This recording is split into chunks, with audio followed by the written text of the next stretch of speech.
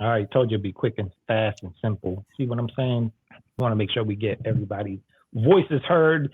You will meet some amazing, amazing folks. The reason why I reached out to them and talked to them is because they are leaders in various platforms and they also know the game. I also want to talk about what collecting looks like at this day and age and what we should aspire to be quite honest.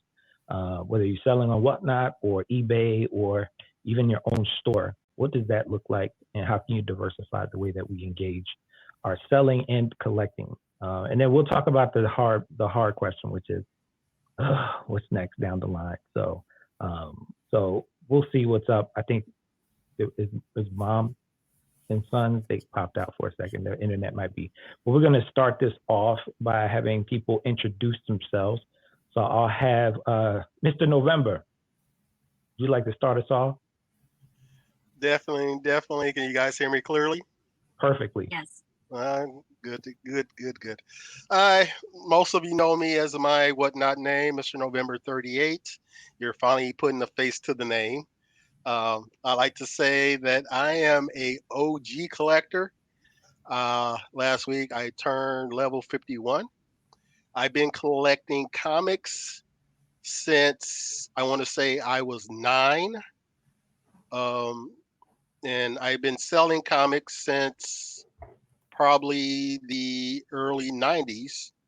I started selling comics at the little conventions, at the like motor lodges and stuff like that, little flea markets and things like that. And, I took a break from selling, never took a break from collecting.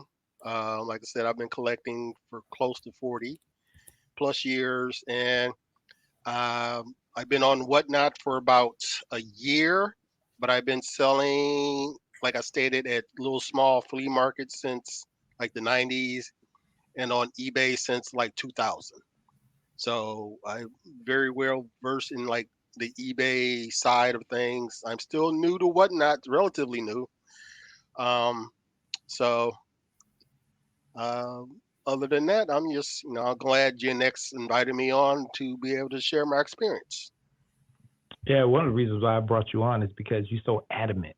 I love the way that you just speak to the numbers, the logistics, all that stuff. So I'm looking forward to your sharing of knowledge of how you navigate the profit margin, so to speak. Because he's good at that. He's always he got spreadsheets and he does the whole calculation, all it takes. So that's awesome. Spider Dude Hello. Comics is here as well. Braden is representing the Spider Dudes camp. And the reason why I invited Spider Dudes is because if you haven't seen them on IG, they do an amazing job of really, I think, a lot more information around the books. They have the amazing books. And I just saw them live yesterday too. So they have a great way of actually making sure they're hitting different platforms. But I wanted to hand it over to Braden to talk about Spider Dude Comics and introduce. Well, hi. Dave's not here right now. He's was busy picking up a collection this morning, and he actually just got back. But he's about 30 minutes away, so he won't be able to come on tonight. But I'm here. I know that I'll give a little bit on Dave because I think he's definitely got his foot a little bit more on the ground than I do. He's been collecting for you know a long time. I would say over like really collecting for over 25 years. And you know a little bit of backstory on us, just real quick, is before we started the Spideydude Comics thing, was running a Lego resale business with my friend named Colin. He lives in Florida, so I live in Texas, so there's a big space jump there, and so things ended up not really working out. We had some kind of differences in, I would say, ethical ways to run the business, and so which we went ahead and parted ways. And then Dave came to me in my despair and said, "Hey, man, I really like comic books and I need some help." And so I said, "Well, I might just be able to help you with that." So we started Spideydude Comics. I thought the name was kind of funny at the beginning, and then it kind of grew on me. And then, we started last September, so we're still, I would say babies in the realm of selling comics, but we have we have grown pretty fast, I would say, for the amount of time that we've been doing it. I would say that for me personally, I feel like I'm able to serve people by like selling books, if that makes sense. By like providing excellent customer service. I'm really, really big on customer experience. I want it to be as easy as possible buy from us. And it kills me if somebody buys someone like something and it's just not what they really wanted it to be when they get it. So like kind of like you were mentioning, we, kill the whole information on the sticky notes thing, making sure like this is the grade, this is the significance, this is the price, this is the year, this is the number. Like, we do that for every single book. And I think really we prioritize a lot of things that I don't think a lot of other sellers might, which we can hit on that a little bit later if we want to. But I think the biggest thing that sets us apart from other sellers is definitely like our packaging. That's the first thing that comes to my mind is our packaging. I would say is far none. I've made sure that I've put as much effort into that, whether, just our basic, Gemini shipping.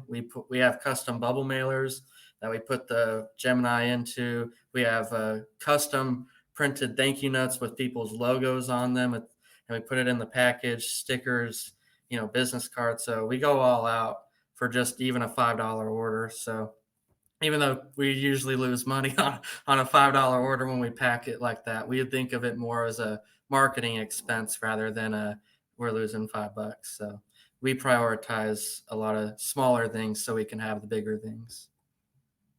Awesome. Now, Braden, I know you were tooting Dave's horn, but Braden, if he didn't tell you what he does all the social media and presentations, which is why he's here, and he's well versed at the business. So if you get a chance, make sure you go to Spideydudecomics.com as well. But he's also someone who's really been, between him and Dave, been really cornerstone and holding it down, and really what he's saying is a great business practice. So I'm hoping that I'm actually interested to know what type of how all of y'all package, because I think that's also a good way to make sure that people come back. But I'm gonna stop talking because I'm gonna let my friends at Mom and Sons Comics talk about who they are and just give us a little background. Okay, I'm Mom, guys. I'm Son, Mom and Sons Comics. We've been doing comic books really professionally as retailers since 2014, somewhere around there. We started on Facebook Marketplace. Mom was selling books for 35 cents and didn't know what I was selling, guys. I did not know people were getting deals. But we really focused, our primarily goal for our sales is people. The fact that I run a multimedia production company. I always focus on people as the number one, priority.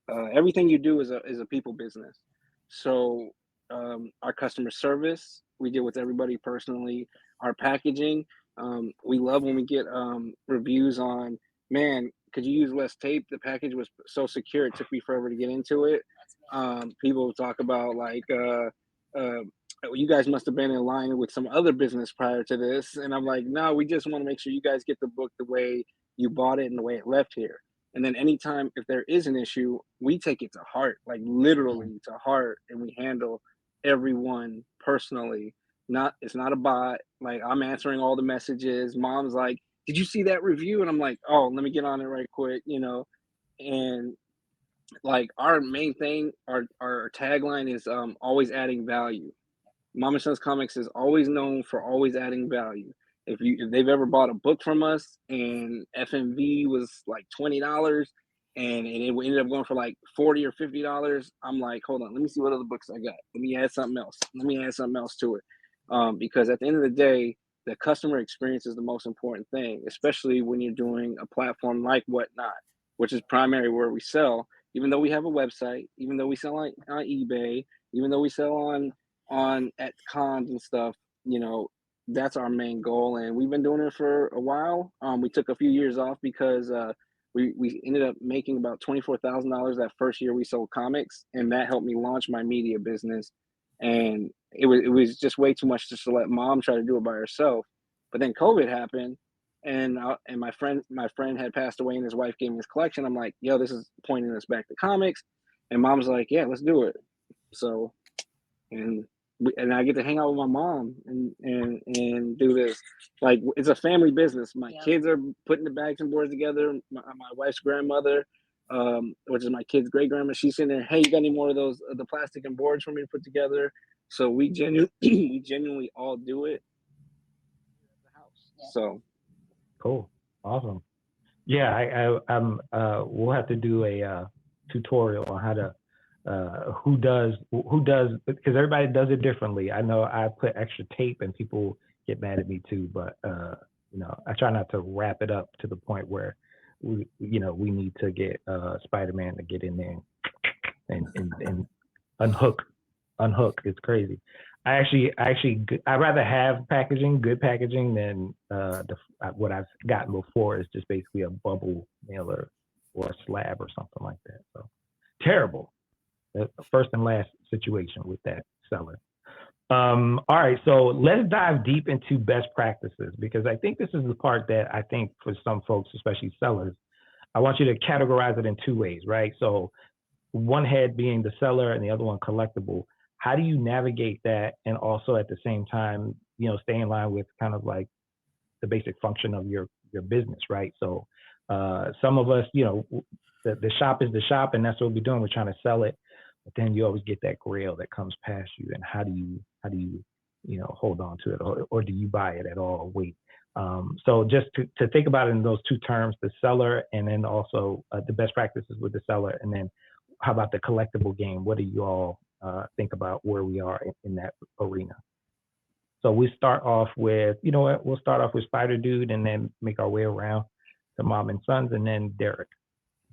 All right. Well, I know if Dave's watching this, he's going to be screaming out loud that he wants me to say this is, don't get high on your own supply. So he loves that line. And it's true. I think I remember the first time we picked up the first nice collection. Everyone remembers their first nice collection pickup. We're like, holy crap, this is a lot of nice stuff in here.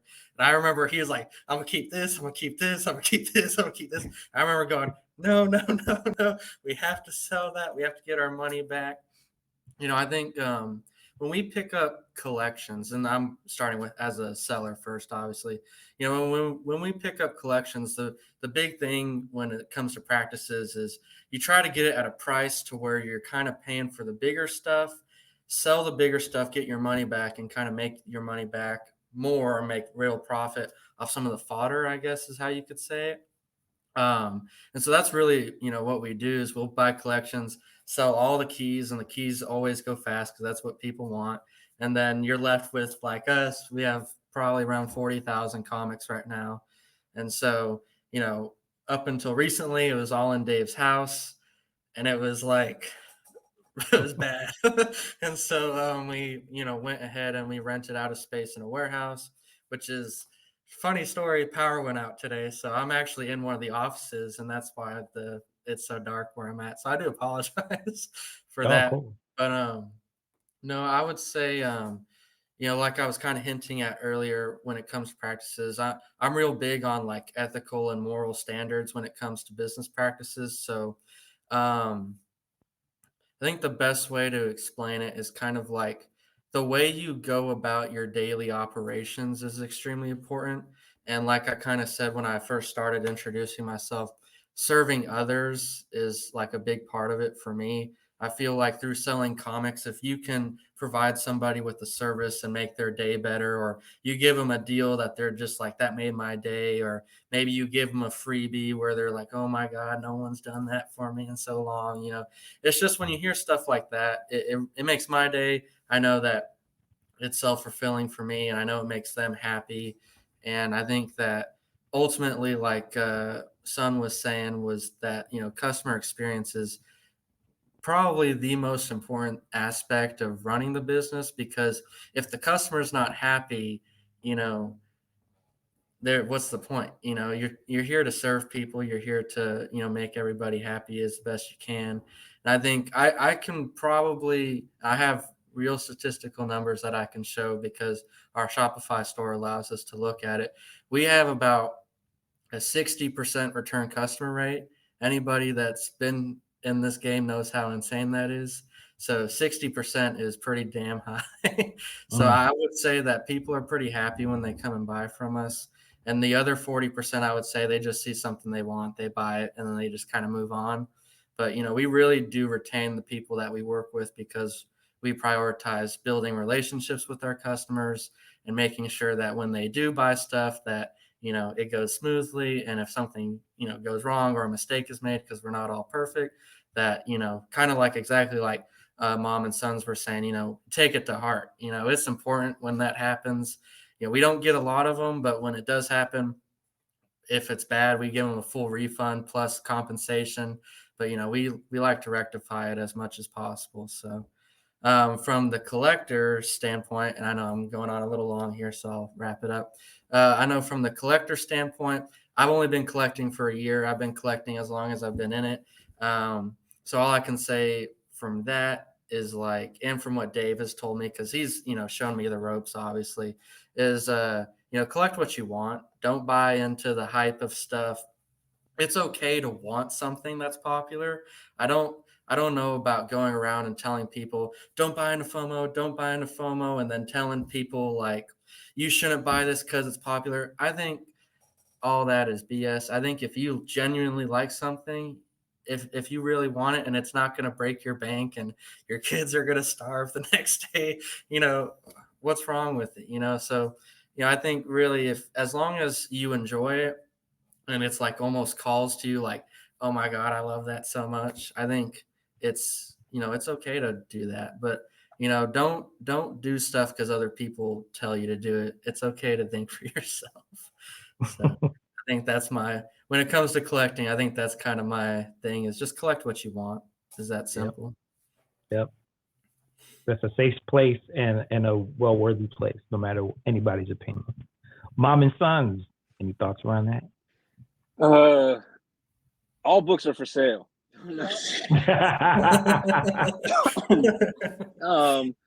We've gathered tons of books, and have many books have come through us. And at the end of the day, I was telling them previously before we started, I had 2 giant size X-Men ones that I got, right? And they come in and it's yeah, I got a Grail. And it's damn, how did I get 2 all of a sudden at the same time? And then you're sitting on them as a retailer, right? And all I'm constantly thinking, even though it's cool, I got a Grail that everybody likes, and oh, I like it. That's $11,000 in 2 books just sitting there. Uh-huh. And I'm it just makes you feel uneasy when you're trying to run a business. And then you got to remember, the market always dictates what you can sell and when you can sell it. And then it comes to, oh, damn, this book's value is going down. Oh, damn, this book's value is going down. Then you're just I got to get rid of it now, because if you don't, then it's okay, how am I going to get that next collection? How am I going to get these bags and boards for this 300 long box collection that came in, and I can't let them go out like that? How am I getting shippers? Well, I'm tired of making my own, even though they're great, but when you get them at 75 cents each, it's all right, cool, I need to do that. But if you got $11,000 tied up in 2 books that are awesome for collecting, but that's not really what you want to collect, that's where you have to separate it. So my PC normally consists of books my friends give me or have created themselves, military books, because I love military books. I'm a veteran, and I'm always thinking to the future. One Amazing Spider-Man, that's a volume 2, number 36, the 9/11 tribute. I joined the military right after 9/11, so and it's signed by Stan Lee and John Romita, yellow label. It's actually a lower grade than one I had previous, but I kept that one, obviously. I used to have 6 of them at one time, but I let them go so other people can enjoy them as well, instead of being a hoarder of books that others might enjoy. and yeah, and Coyote, because that's the first series I collected. And I didn't even know anything about Todd McFarlane being the creator, his first work in there, none of that stuff until I got back into comics as an adult. So that's kind of how our PC shakes out.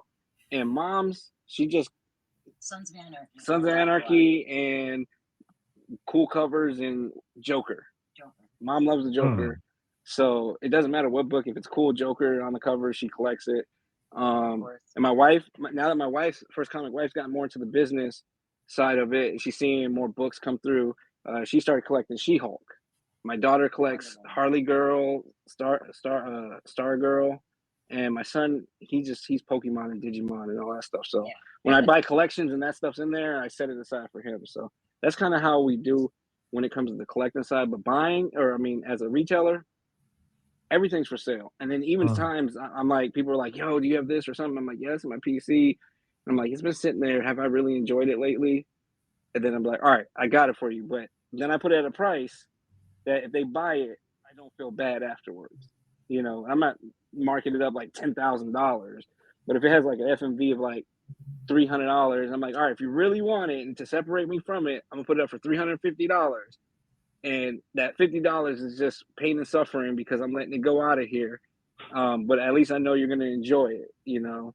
And then you got to remember, when you're buying books and selling books, and you have your set price of what you want to get stuff for or let it go for, always remember that once it leaves you and you got your return, don't worry about it being on somebody's eBay or in somebody else's show going for more money or all that stuff, because you got your return, and that will hold you up from actually selling books and end up with 300 long boxes sitting around because you're like, oh, I'm watching the market and all this other stuff.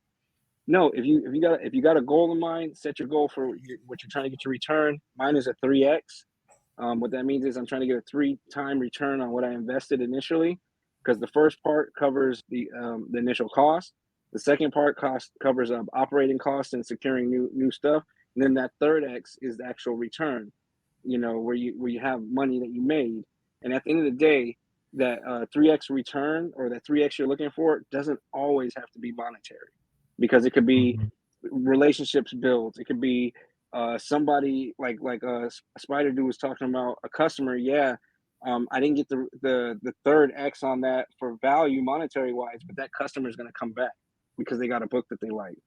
So that brings them back. So there's that third X, which then will allow you to grow and scale your business. And customer service is very important too, guys. Customer service, hands down. That's the number thing.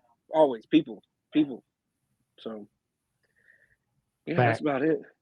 Facts, as the young kids say. Facts.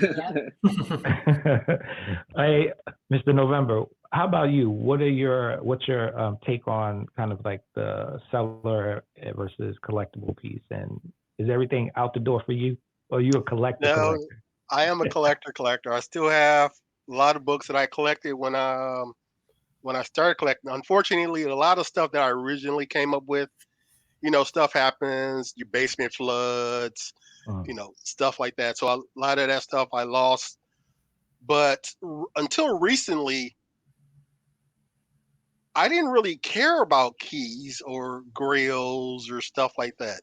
That stuff didn't matter to me, because when I went to a comic book convention or my local comic shop, or I was looking on eBay or something, I was looking for stuff to put into my personal collection. Until I really joined Whatnot, I really didn't give a darn about, you know, keys. Of course, Whatnot opened my eyes and saying, okay, these keys are more sought after than these regular issues. So me, you know, becoming a reseller on Whatnot, I started to look for those particular keys to resell, of course. I still go to a comic book shop or a comic book convention. I look for stuff to resell, of course, but I'm still also looking for stuff for my own personal collection. Like I said, I don't really care about keys unless it's to resell. My stuff is, I grew up as a DC guy. So if I go to a comic book convention, I'm looking for covers that probably 90% of the new readers nowadays have never heard of like All-Star Squadron, Legion of Superheroes, What Ifs. I'm a big fan of What Ifs. The Marvel Handbook of Superheroes, DC's Who's Who. I still have all of those in my personal collection. So, and it's that joy of when I do go to a comic book convention, looking through the dollar, because that's the majority of what my books are that I love, are in the dollar bins, and I pull, oh my God, I haven't seen this one since, I was a kid. So that's going into my collection. I'm not even thinking about reselling that bad boy. That's going into Mr. November's collection. Now, like I stated, really, I put a separation of, because I have what I call my Whatnot box and my eBay box. My Whatnot box are strictly books that I'm going to sell on Whatnot. My eBay box are strictly books that I'm going to sell on eBay. And then I have my convention boxes. Those are the books that I'm going to take to the comic book conventions because I know those do well at comic book conventions. So I've kind of separated my selling into 3 separate categories, and that's not even including the stuff that I still pick up for my own personal collection. Like I stated, I couldn't give a damn about a key. When I was younger, I had the X-Men Giant Size 1 just to read. And of course, you think hindsight, oh, I wish I would have had that. I wish I would have blah, blah, blah. I don't really care. I still have the stuff that I love, and I still crack open. I have literally a table full of comic books that I need to read. Of course, when I read them, I'll probably resell them because I've had the opportunity to enjoy them, and those aren't books I necessarily need to have. Like I got some consecutive runs of Justice League that I just wanted to read that storyline. I'll resell that. It doesn't need to stay in my personal collection. Like I said, my joy has always been going to a convention as a fan, a collector, first and foremost. That's my focus. I'm going there to look for books, and I've gotten my son into, the whole take your time, look through the bins, find something that you like. Of course, now I'm a collector. That's my focus. But at the same time, if I'm looking through a bin and in the back of my head, I'm thinking, oh, that would sell on Whatnot. Let me pull that out. But I'm back to collecting, so that's my focus. My focus has always been collecting because I also collect, Funkos, action figures, sports cards. So here's the thing I always tell about people when it comes to a comic book nerd. They probably collect more than just comic books because our focus isn't always just on comics, because comic books leads to action figures leads to trading cards leads to nerdy shirts and, all types of memorable. So it's always fun, to go to any convention and look for books that I grew up with, as well as look for stuff to resell on Whatnot. But I would say 80% of the time when I do go to a convention, it's going as a fan. Mm-hmm. All right. So I'm going to transition to something that everybody wants to know how you do. I think each of y'all would be a great lender of knowledge around this. But let's talk about the brass taxes, the financials, and how you organize yourself. How do you all kind of navigate that? One, you got a lot of inventory. I see my brother in the back looking. We talked, was it yesterday? We talked for a few hours yesterday. And we were just talking about, it's just a madness. But then also the financial side and having that in the back of your mind. How are you navigating the financial piece as you go by, whole boxes, right? And these grails and how you navigate, how you actually purchase so that you're not in the red, but in the black. So we'll start off with mom and sons, then we'll end up with Mr. November, and then Spideydude. So first of all, my mom slaps me anytime I bring new comic books home. So, Well, I have a saying, and I don't know if you guys have heard that. I know Mr. November, you might have heard it. I monkey paw him, which is I slap him in the back of the head. That's what I'm famous for, the monkey paw. so listen, sometimes those deals are just too good to pass up. So basically, I used to buy from the comic book store. Go in there, new comic book day. I'm a veteran, so I get my veteran discount and stuff like that. And as you buy more, they might have rewards programs. And then you're like, cool, I'm getting 35% off of $4, and it's like, that's great. But then you try to turn around and sell it on Whatnot or eBay, unless it's like that one streaking hot book that nobody can get. Most of the time, you're taking a loss. So I'm sitting there thinking, okay, how can we, navigate that? So we talked to our local comic book shop guy who helped us out and said, hey, well, I have a bunch of storage units that have a bunch of books, because obviously he bought collections, and $40 a long box. I'm like, all right, cool. So we just go out and start digging, and just based on my knowledge, me and my mom sitting there out there in the storage unit, just me and her digging through long boxes. She's like, Des, what do you think about this one? What do you think about this one? All right, cool. That's how we initially started with Facebook. I know Wolverine sales, or I know any Venom will sell, and stuff like that. And when you're getting them 300 something long boxes or 300 something comic books in a long box, you're roughly getting them at 7 cents a book. So that's why we were able to sell them at 25 cents, until you found that one that was a key or something. Then, excuse me, then it had like a $10 value or a $20 value, or it's a $100 value book.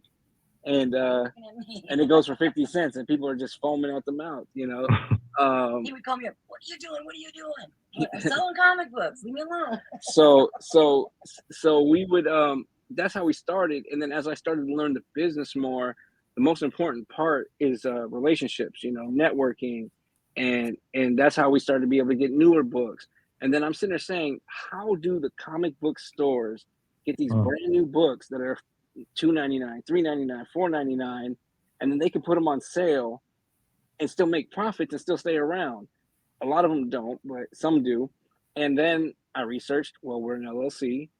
Diamond says if you're LLC and you have a store, you can order from them. And I will tell you, and this is insider knowledge that everybody should know, all comic book stores who get brand new comic books get them mostly for 50% off of cover price. That's including the 1 in 10s, 1 in 25s, 1 in 50s, 1 in 100s, 1 in 1000. They have to order a lot of books to get it, but that's the cost. So when you're buying a 1 in 25, yeah, they had to buy 25 books to get it.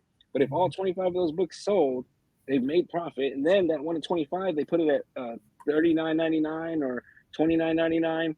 That's all profit. So we really focused on, when we had those opportunities, a $29.99 book when we were ordering, like doing the new comic book day, I put it for like $10 or $15. I'm still making a profit. I'm not beating anybody over the head for value.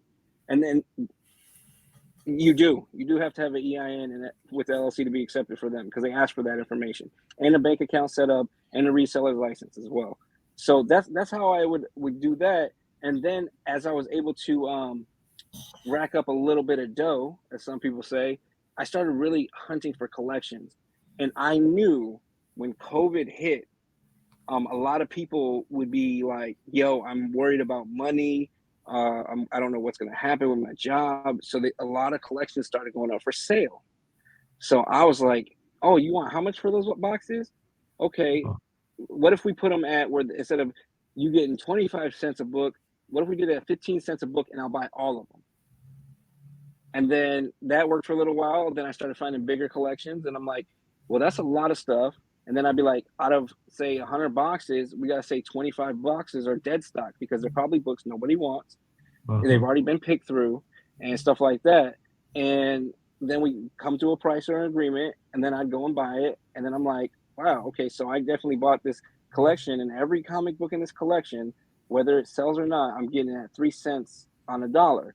So you know what that allows me to do as a reseller or a reseller? I can charge a lot less for my books than a lot of others are.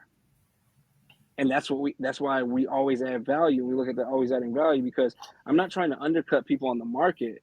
I'm trying to create relationships with customers. We're trying Mhm. to, add value to them. And then we're also trying to make a profit, which a lot of people might think. Mama Sons Comics, over 16,000 family members, we call them family members, not followers, on the platform, sold over 22,000 items on Whatnot, has these great collections with big books in it. Yo, they must be making a lot of money. No, we probably have not been in the clear like ever since we've done comic books. Even though we get them at great prices, just because we put that money back into the business. We're constantly putting the money back into the business so we can grow, scale, get new books.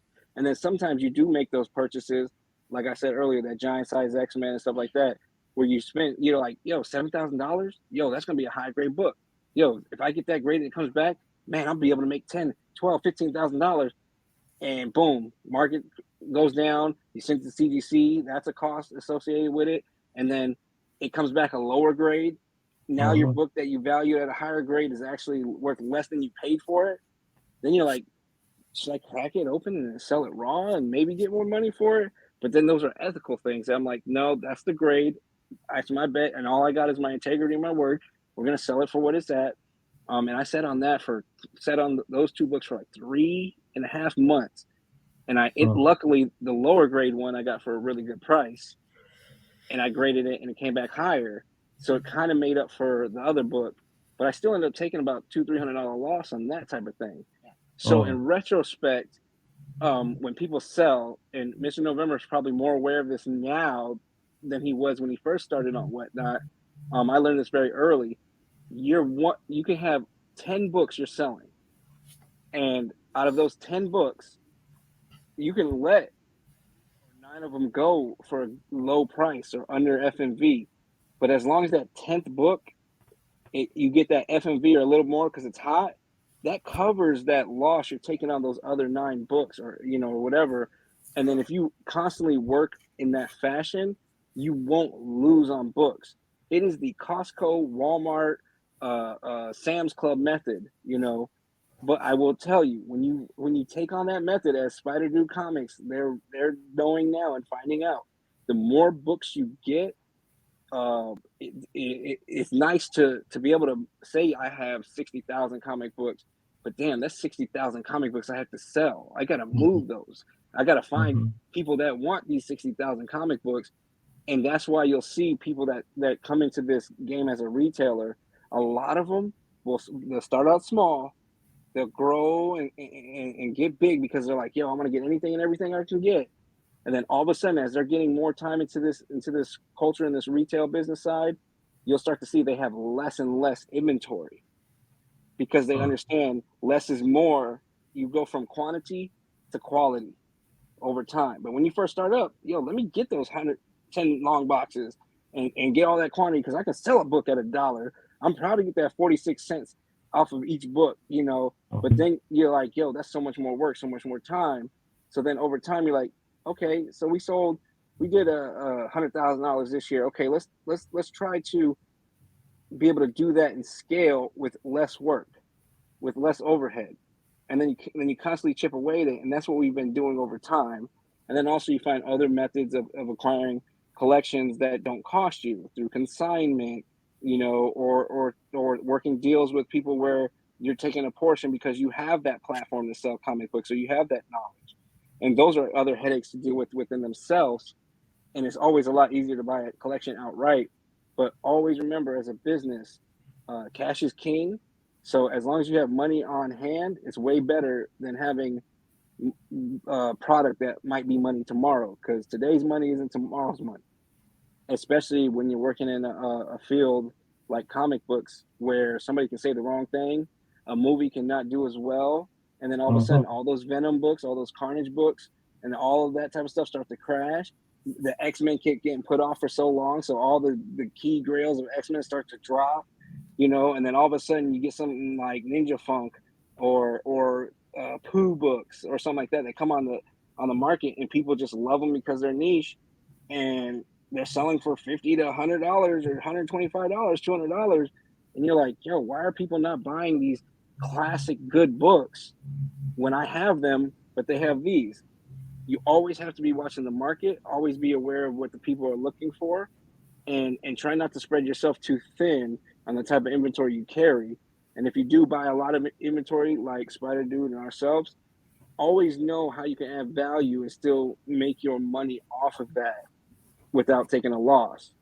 And we don't, I call, a lot of people talk about this, like in this time of economic, situation we're in, a lot of people, we call them house poor, right? House poor means, yeah, I have a house with $150,000 of equity in it, but damn, I can barely pay my car note. Damn, I can barely pay the power bill because the power bill is going up because I've been at home. We are comic poor right now. We have a lot of comics with a lot of value, and now it's our goal at this time. We got to be able to sell all those books and get them to people, but then you got to make sure you're doing it at the right time because the market can hurt you. So that's kind of how we've been able to, navigate this world, man. It's tough. And organization is key. Organization is number one. You can't sell books you don't know you have. Yep. Mr. November, I know you profess this all the time. You want to talk about how you manage it? So, like I stated previously, when I was doing the smaller shows, It's a new T-shirt, comic board. There we go. It's been in the works. Don't worry. So previously, when I did like the comic book shows back in like the 90s and stuff like that, and the sports car shows and stuff like that, that was always stuff that I had in my personal collection, and I was like, well, I'm no longer enjoying it. Let me just sell it. Like recently, like with eBay, since I've been selling since 2000s, it's been pretty much what can I put on there just to sell, buy from a comic book convention and just put it up there. Like I said, at no time did I, was looking at the keys and stuff like that. I don't know, a lot of people won't remember the original comic book collectors like ourselves, me and, Gen X and mom and son. In order to indicate value, we would have to grab the Wizard magazine from our local comic book store or Overstreet and stuff like that, and then we would look up the value, and that's how we would gauge how much we would charge our stuff for. Now, recently, like I stated, when I came onto Whatnot, I wasn't as educated as I am now. I would say I always joke around and tell my therapist like the amount of money that I spent last year on nonsense is the equivalent of me getting a secondary master's degree. Unfortunately, I fell for the FOMO, the Ninja Funks, the variants and stuff like that. And then luckily enough, I wised up earlier this year and said, that's not the stuff that I would really want to focus on. So I would say over the last year, I have become more educated. Like mom and son said, I've garnered relationships, and my whole thing has been sourcing to get lower cost inventory for the stuff that I sell. Fortunately, I don't carry as much as the other two individuals, but I do have a significant amount of inventory that I am trying to liquidate. I realized that me liquidating the stuff that I felt when I fell for the FOMO, I'm going to take a loss. It is what it is. I'm just going to be in the red for the next couple of years. Chalk it up as a learning experience. But like I stated, that kind of helped me understand how to better source my inventory and what actually sells on different platforms. Like I was saying earlier, I have different inventory for different platforms. I know what sells on Whatnot. I know what sells on eBay, and I know what sells at the comic book conventions. Modern comics, the versions, variants, trades, and stuff like that, Nobody wants that stuff at conventions. Mm-mm. They want Silver Age, Golden Age, Bronze. Fortunately, I've had some customers that have purchased stuff, so I've been able to clear out some of my stuff. But like mom and son said, they want like the dollar books, the older dollar books. They, like they're like me, like they're collectors. They're going through the dollar bins to find that diamond in the rough. Another thing that I've done is over the last year, and I was telling the guys and gal before you came on, I've learned how to press and clean my own stuff. So I can go to a comic book convention, find a diamond in the rough, pay $2-3 for it, take it home, clean it, press it, turn that $2-3 into a $50-$60 book. So that's been my focus is, better sourcing, educating myself on how to clean and press my own books, put in the time and effort into that, as well as categorizing and, inventorize and, putting my inventory in the manner of which it's easily accessible for whatever manner of method I choose to sell for that particular moment. So this has all been a moving part, and it's funny because I have a full-time job and I do this on the side. It was to the point where I would finish my full-time gig, maybe, spend some time with my son for a minute when he was over here or whatever, and then jump right into my secondary gig. So I'm like burning, the candles on both ends. And I'm like, it has to be a smarter method than this. And I've gotten to the point now where it's almost like a well-greased wheel. Whereas I have like 20, maybe 20, 30 and Golden Age stuff that I have in the basement. It's just sitting there in my basement, and I'm not going to touch it until I finish moving all of these variants and stuff like that. So when I move all my variants and trades and stuff like that, I'm still going to still sell them, but my focus will be back on the stuff that I grew up reading, because that's the stuff that sells, especially when I start doing conventions again, because I had a ton of conventions this past year, and I love going to conventions and selling. I'm pretty sure mom and son can attest. It's nothing like that feeling when somebody's going through your long boxes and you see the joy in their face from a book that they've been searching for the longest.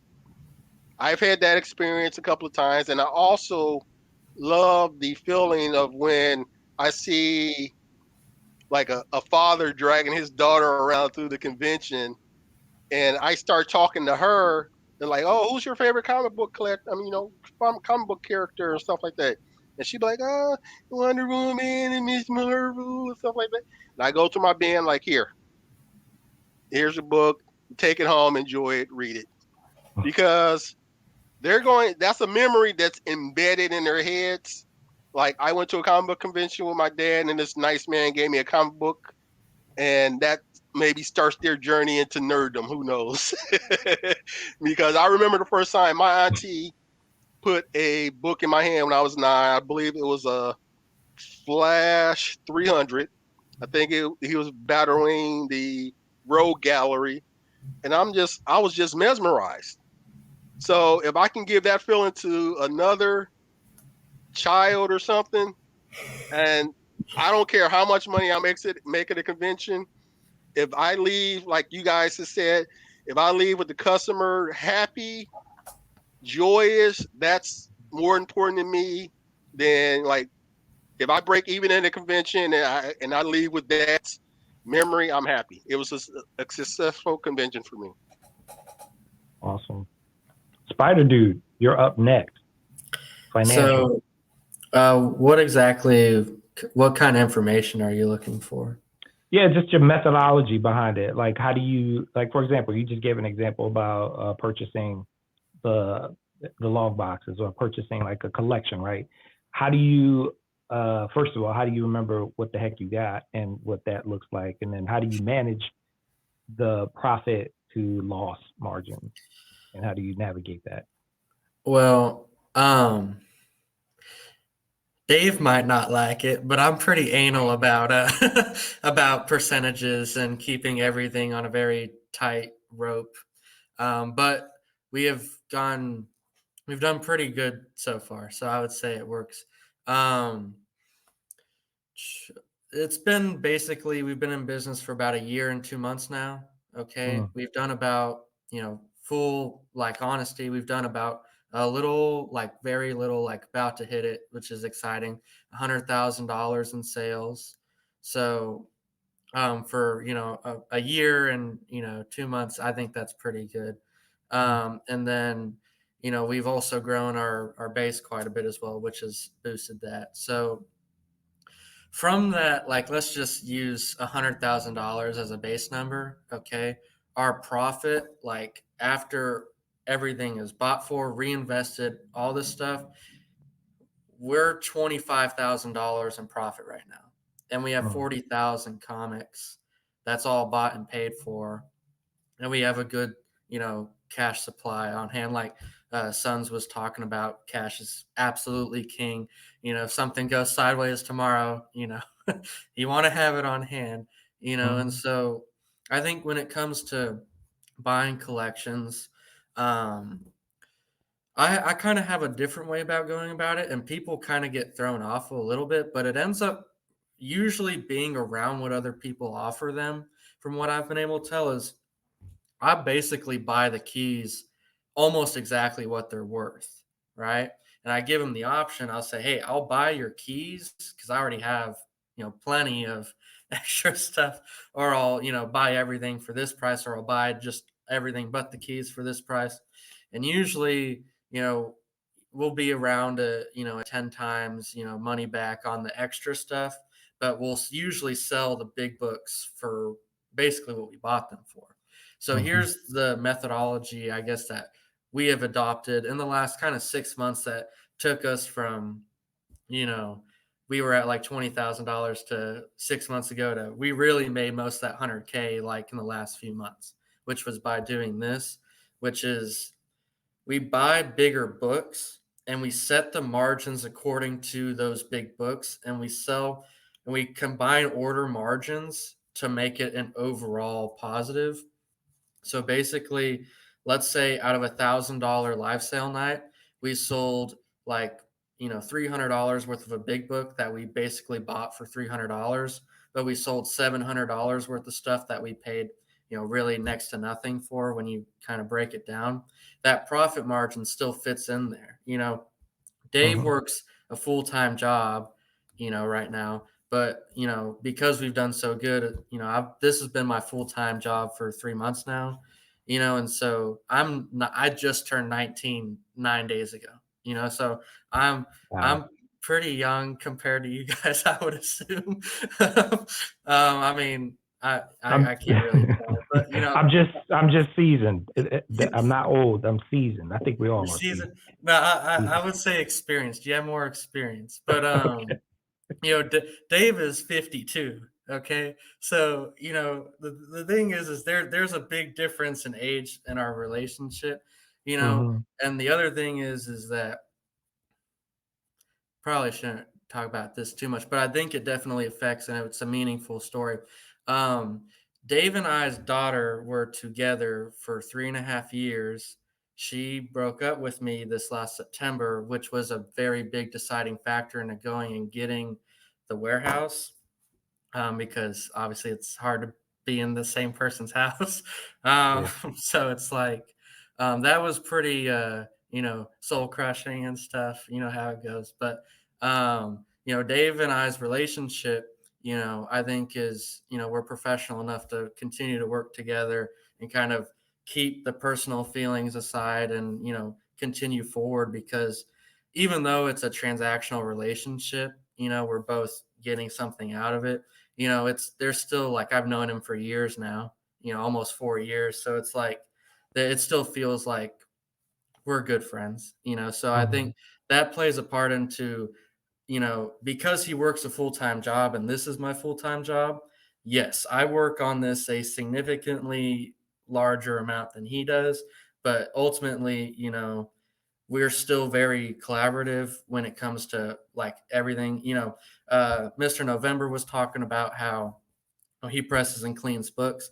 That's where we get a lot of our profit on those bigger books. Like I was saying, we buy them usually about how much we sell them. The biggest way we make, profit on that is that obviously we'll get it 20, 30 and negotiate down off of the fair market value a little bit, but we'll sit there and press and clean these books. So Dave, if he was here, he'd start joking about it.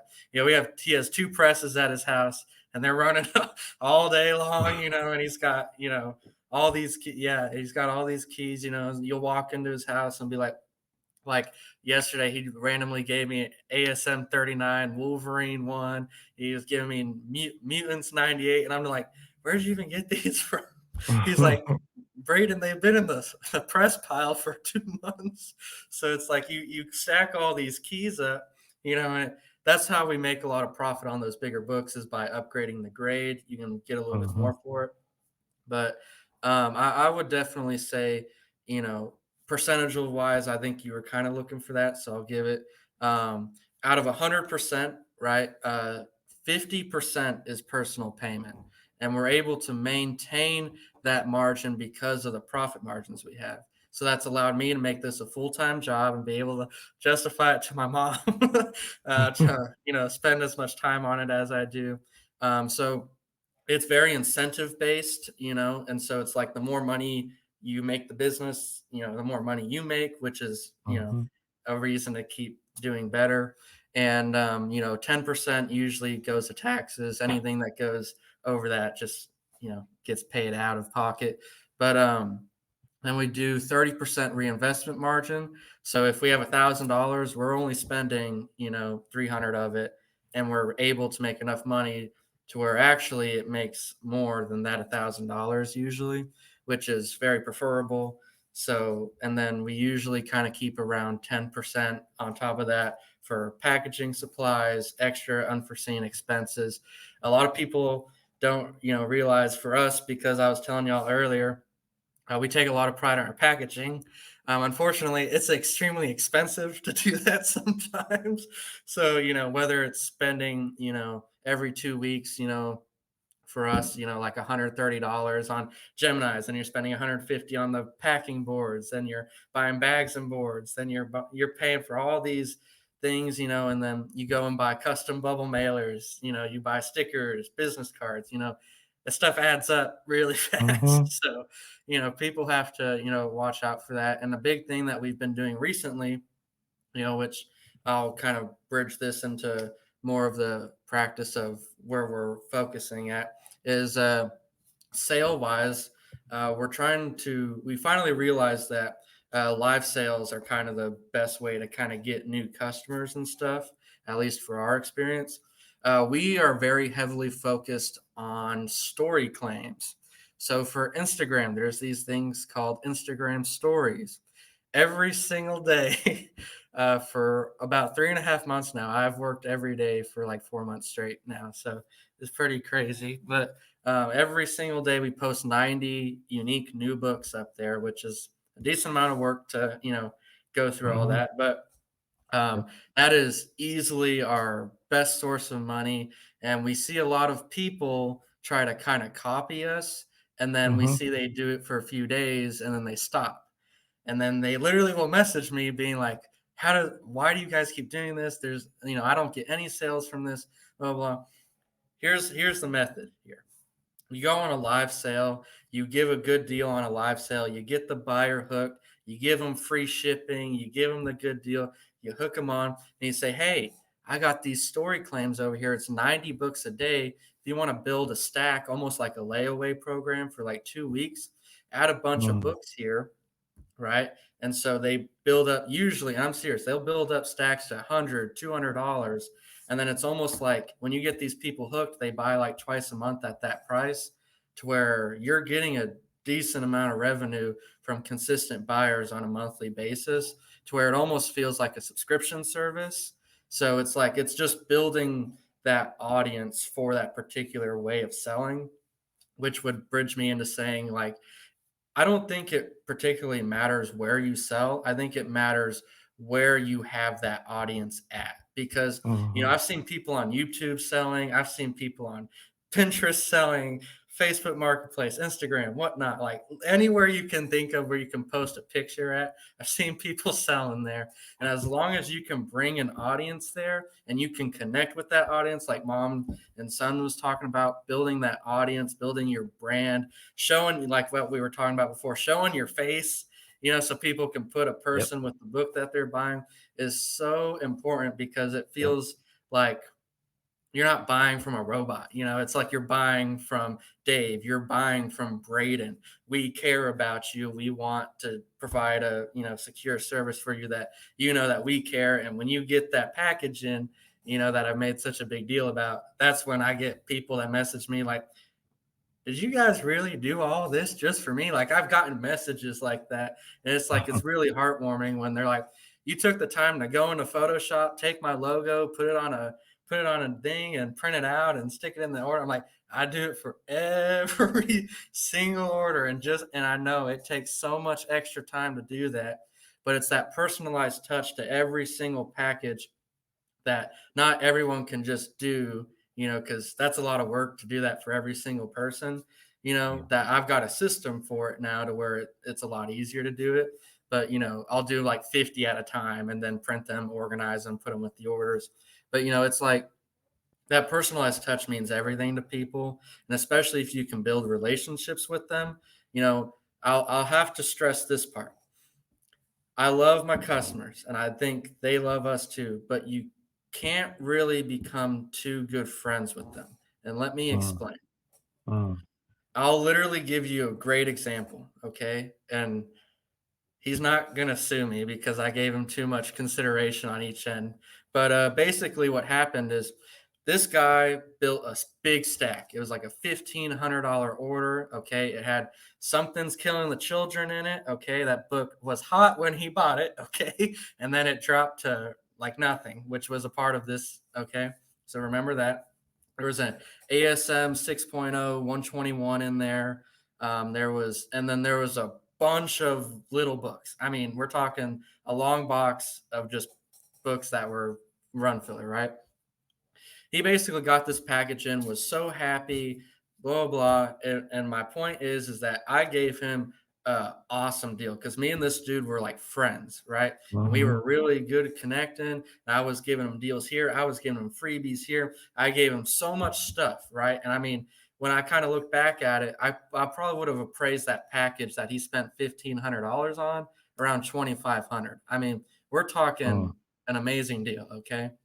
So 6 months go by. Okay, I'm talking 6 months.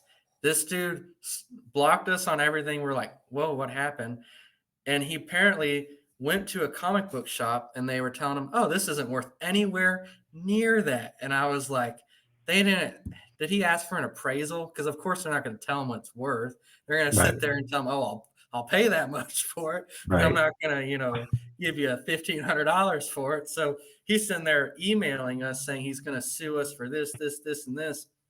And my point being is that if you get too close with some of your buyers, that they will start to take things personal if you make a mistake. The problem is that we didn't make any mistakes. In fact, we gave the guy a great deal. It's because of an outside factor that I can't even control happened to where he felt that way.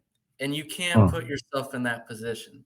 So it's, essential that you build relationships and build rapport with your customers, but it's also important that you draw certain lines and boundaries with those customers to where you realize it is still a transactional relationship, but I really like you, dude. But, we're not going to go, hang out outside of this because I know when that happens, like we can meet up at a convention, we can sit there and talk, we can have a great time. But as soon as it becomes like that friendship level, people automatically assume that they're going to get certain things out of you.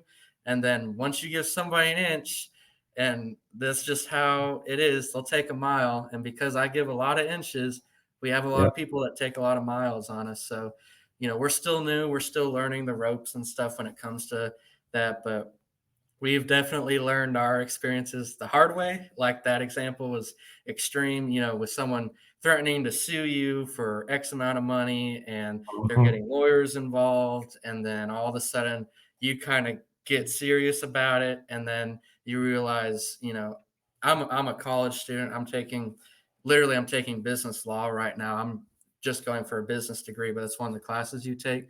And it's like, I started to learn about binding contracts and, when there's consideration on both sides where you could sell me your laptop for $1, and as long as you agreed to it and you were fully aware of it, you did nothing wrong, and so Mhm.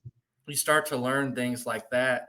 And it's like, even though that's ethically not correct to do that, it's still allowed. And the point Mhm. is that you can do everything right. You can do everything perfectly, but there's just some things in this life that you cannot control. And so it's just best to protect yourself and set boundaries. So even True. though I would say we're very successful for how long we've been doing it, we have no plans on stopping. We're both really happy where this is going. We're making a lot of people happy, which makes us happy. You get experiences like that. It's a roadblock. It sucks, especially when you felt close to that person. But, you live and learn. And I think, we have very, strong ethical standards when it comes to how we run and operate our business, which I think the higher power in this world has seen that and allowed us to continue to grow at a positive rate. Great. And just FYI, the family on the chat said you have a bright future ahead of you, and I agree. I'm not We're even looking there. forward to it. You're not even 21 yet, so that's insane. Hey, Thank you so listen, much. you just keep doing what you're doing. I think I know we're close to time. I just want to make sure we're cognizant of that. But I just want to say, what's the number one nugget that y'all want to leave us with today that will help anybody who's selling and or struggling right now in the marketplace right now, that would help someone kind of, y'all dropped a lot of great nuggets and knowledge, but what's the one thing that you would say that nobody else is thinking about, how we can actually make a profit and also stay diligent about the business? Oh, I, well, you wanted to go? Since you were talking, you can just go ahead and finish up your thought. I was going to say, I do have one just off the top of my head, is that this very much applies now because, as sellers, the market is down right now. It is definitely a buyer's market. So take this as you will. But think of, I'm going to compare the market to the weather, okay? You have bad weather days so that you can appreciate the good days. As long as you can ride the wave, you'll be okay. And I think if you can keep that mentality and realize that some things are out of your control, like I was talking about, and that you can just keep that positive mindset, I think that's really, if you put in the hard work, I think you will appreciate what you can do with that hard work. I have been talking to a lot of new sellers and, going off the mistakes that I've made and what I've learned. I would tell them, don't try to be like anyone else. If you have a book that you paid $20 for and you're a small seller just starting off and you only have 4 or 5 people in your room, don't start it off at $1. You're going to lose money. Don't try to compete with the bigger sellers who have over 50, 60 people in their room and you see them, that same book going for double, triple the price. That's not you. Start your book off at what you comfortably will want to sell it for. Mm-hmm. If it doesn't sell, that's okay. Move on to another book. And I also tell people there are other selling platforms that you could put that book on and make your profit. Now with eBay, you have to be what I call a patient seller. Like I told you guys earlier on, I have my eBay inventory that I have on eBay that I know might not sell in the next week, next month. hell, next year. But I know for a fact eventually it's going to sell. For an example, I know you guys know this about the whole when they released the Ninja Funk trading cards and the Kanto trading cards. Luckily enough, my Ninja Funk card sold months upon months ago. But I still had maybe 6 cases of Kanto cards on eBay that I put up, and they were released last November, and out of the blue, 4 cases sold a month ago. It shocked the hell out of me because I forgot I had them. But go at your own pace for new sellers. Go at your own pace. Don't fall for the FOMO. I wish that was something somebody told me when I first started. Do not fall for the FOMO, because those exclusives that are going for 3, 4, 5 times the cover price of what they, that seller got them for at those conventions. If you wait a month or two, if you really want them, they're going to be going for under what they sold them for if they still have leftover inventory. So don't fall for the FOMO. Be smart about how you source your books. Talk to the experienced sellers who are willing to talk to you.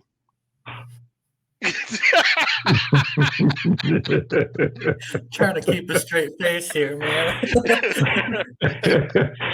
I will say this about that. I still have a couple of copies that I personally like. I still have a couple that I personally like. But yeah, that was hyped up way beyond what it should have been hyped up for. And I fell for the FOMO. Fortunately, I snapped out of it before I dove too deeply into it. But don't fall for the FOMO and think you're going to turn a profit just because the other bigger sellers sold it for 3, 4, 5 times what it went for. Be patient with growing your page, because I've been on the platform. I'm pretty sure you guys have seen it as well. All these new sellers coming in thinking they're going to set the world on fire, only to fizzle out after a couple of months. And you're looking around like, "Whoa, what happened to them? They were just on here like a month ago, and then they're nowhere to be found because they tried to compete with the people who have like 100 and some odd people in their rooms who are giving away the PlayStation 5s and starting grills off at $2. Who's going to get it?" And then you can't compete with that. No. Not in the least bit. So pace yourself, grow your page organically. Yep. And be your own type of seller. Everybody on Whatnot who has some sort of success, they're their own person. They bring their own personality to their show. Me, I'm goofy. I laugh at my own jokes. But I have a vast amount of comic book knowledge that I can interact with my audience, because I'm just not on here to just sling books.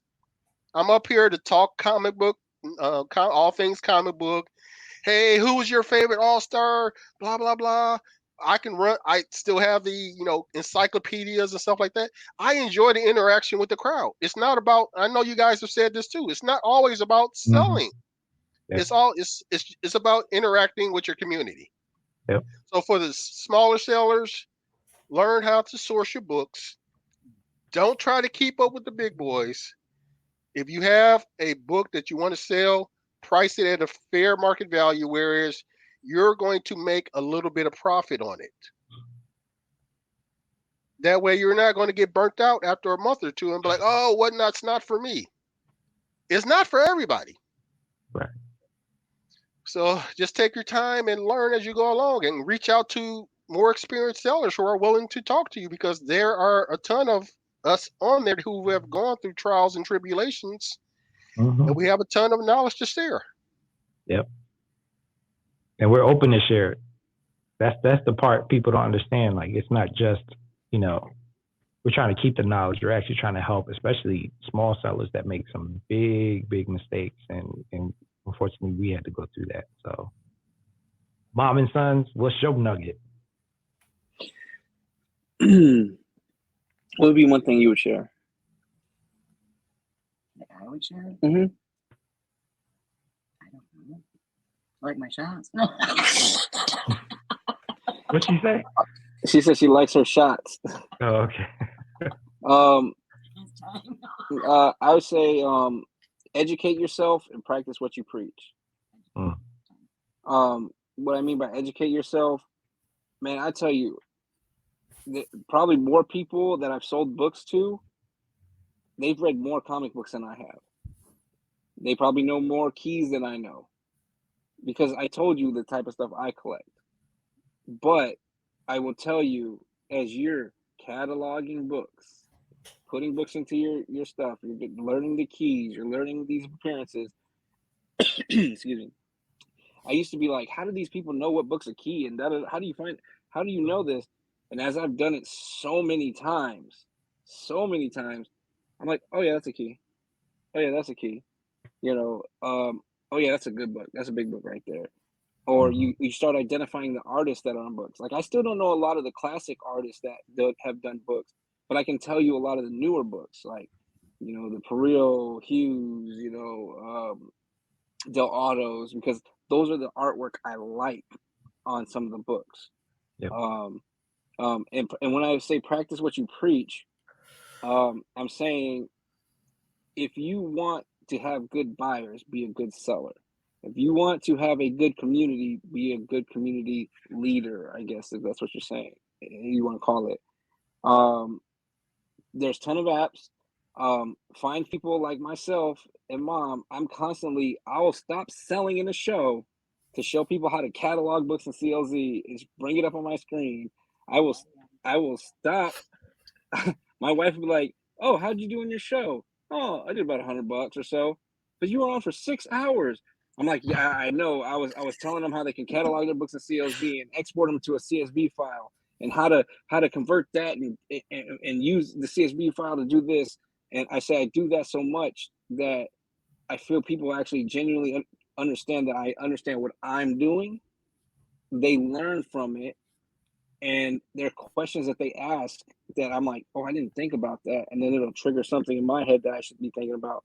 Like Spideydude Comics said, there was something he said that sparked something in my head about a way I've been doing something that I'm going to switch to doing something, which is just going to help my overall process. So if you're going to, as an educator outside of comic books, I always learn more from the people I talk to or the students I teach. So don't ever be afraid to take knowledge from somebody, but at the same time, stand on your morals, stand on your integrity. And just because people might say, oh, you're not a collector, or you only like covers. Yeah, I like covers. It's art. The artists make the art. I like it. There's nothing wrong with that. And people should be applauded. At least I'm in this industry because I like something that an artist is doing. You're supporting them. Support everybody that you want to that you genuinely support. And I will hands down say this, and I will continue to say this. Mom and Sons Comics has made a name for ourselves because we have our integrity first, and we honestly support every other seller that's out there, whether it's financially, through education, through support because they're feeling down, don't give up. Man, I jump in more shows. I will not do a show because I'm in other people's shows, hyping and pumping it up and saying what's up and talking and then spending money that I don't need to buy any comic books, but I'll still buy a book because I see their shows running slow or something like that, and then be like, yo, this is a good book. So I do that type of stuff just because I remember when you're sitting there and nobody's buying and you're talking, it's easy to get down on yourself. It's easy to start blaming the platform or other sellers while you're not doing well. One thing, another nugget on top of educate yourself and practice what you preach, you have to be able to be fluid. Like Spideydude said, I couldn't say any better, and Mr. November said, there's waves in this stuff, man. There's waves. And yeah, just selling books straight up might work right now, but in a month, somebody might have been doing some crazy flip games. So why not try it? You're not copying. Listen, no idea really is original in this world, it's everything success through emulation. So if they're doing it, try it, but try to put your twist on it, or do what your integrity or what you have done continuously into that. So if it's a flip game, well, I'm gonna do a flip game where it's gonna be 3 books instead of 1, and I'm only gonna charge you $2 more, but you're getting 3 books. You're adding that value. You have to continually look at the way the market is. That's people think I hop in shows because I'm bored or I have nothing to do or I can't sleep because of my PTSD or whatever. No, I am constantly hopping in different shows because I am studying the market, whether it's Instagram, whether it's YouTube, whether it's whatnot. Hell, I still even jump on Drip. I go on Macari. I go on all these platforms to see what is working for people, take that information and say, how can I apply it to what we're doing so that we can add more value to people and still be able to bring at least a decent return back to Mom and Son's Comics so we can continue to do this. So I just wanted to add one more thing, because I know that from Gen X, Mom and Sons, I know that you guys are like this as well. I pride myself on being an honest seller. I tell my buyers, I'm like, hey, this is how much I paid for the book, and with whatnot fees and my time invested, this is what I'm going to sell it for. Mm-hmm. So I pride myself on that, because it infuriates me when I see this at comic book conventions too. It infuriates me when I go into other shows, and of course I don't shout the seller out. I go into other shows and they have a $5 book and they're trying to push it for $25. That infuriates me, because I'm thinking that's a $5 book, and they're trying to prey on the uneducated. So I know for a fact, I know a lot of dudes and dudettes that I deal with personally, they're honest sellers. So when somebody comes into a Mr. November show or a Mom and Son show or Gen X or whoever, we educate them. Like, this is what we paid for it. This is how much we have to upcharge it to cover our fees and our time. And Mm-hmm. and true. we're not trying to gouge you, because I don't want to be gouged. So I just wanted to add that little tidbit. Yeah, I have one last thing as well. I think it's an important day to recognize Mr. Sons here. So for a happy Veterans Day, I think if we had more men in this world like him, it would be a merrier place. So just leave you guys. Good Lord. You're trying to make us cry. Oh, It's true, though. It is true. One thing I'll add is if you don't understand the shifts that are happening in our community, your family just got home. It's starting to shift more to the creators and less the retailers. Mm-hmm. So if you aren't building relationships with artists, or you're not an artist yourself, me and Jen were talking about stuff we've been doing. I literally have my master's degrees and got degrees, and I went back to community college to learn illustration. Yeah. You guys might have been here earlier, and Elvin Hernandez, that was my boss when I was educating, and then he was also my teacher when I was at the Art Institute, and his best friend is my current instructor, who was also my colleague when I taught, and he's my current instructor. So hashtag not my cornbread. But anyways, you have to be able to learn, educate yourself, and be able to be fluid and follow this market. And thank you. I appreciate it. It is Veterans Day. We will be doing some live sale stuff later. And we are making, I'm going to do this plug. We have our Veterans Day drop that we're doing from our veterans covers. We made the cards and the graded things.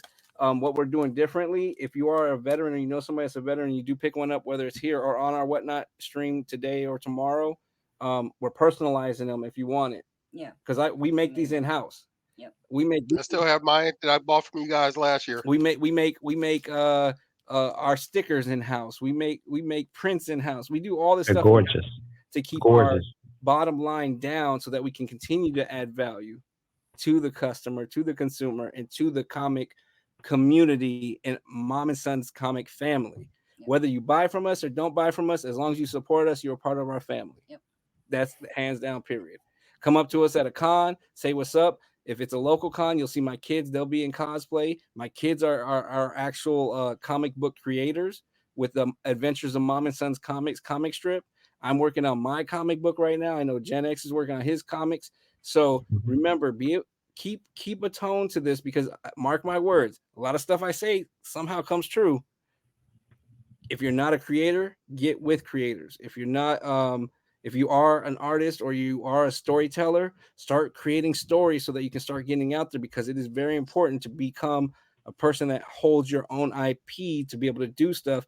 When you got companies like Netflix, Hulu, Prime, Tubi, and all this stuff, they need content. People are consuming content at such a high rate right now, and artists right now do not want to do interiors. They want to do covers, make the quick money, and it's a lot less work, right? Yep.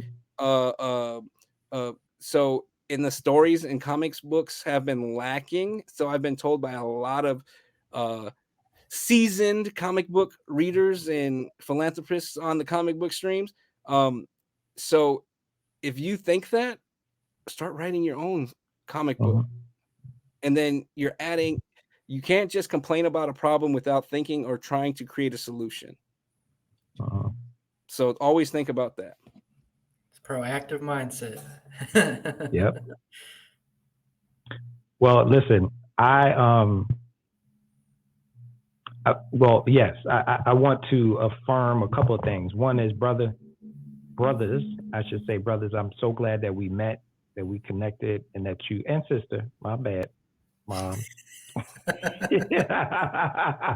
I'm talking about the brotherhood. How about that? Of the brotherhood / connections.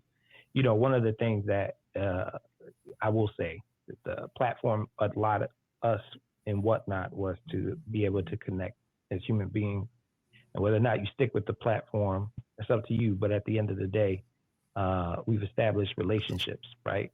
So, my mom, we love her the most. You're the celebrity of celebrities, Mom. You hear that? They love you. You can't help it. You can't help it. It's all good. I got these gray hairs from you guys. But I wanted to tell you all that, today's Veterans Day. Yes, I want to give it up to all the veterans. Yes. I know we did a tribute at the beginning of the show today. I also wanted to give thanks to everyone who believed in me, and this is the third con that we've done. I hope that you all felt it was something that was worthwhile to stay here with me for, and with all of us throughout the day. I think that we got a lot of nuggets, not only nuggets, we got like encyclopedia worth of knowledge. And so what you said, right, regarding the connections and making sure that you get with creatives and so on and so forth. You had every opportunity today. You should be writing down these people's emails. You should be in their booths. You should write them after this is all said and done and say, hey, you did a great job. I just wanted to stay connected. I'm thinking about providing a book. Maybe you can look at my script. Maybe you can look at my page, whatever. This is no different than an in-person con in my eyes, because the reason why I put this together is so that you had the knowledge. And we brought some really cool people. And I think not just people that are knowledgeable, but people who are experts. So I'm including y'all as well. So I want to say thank you so much to you all.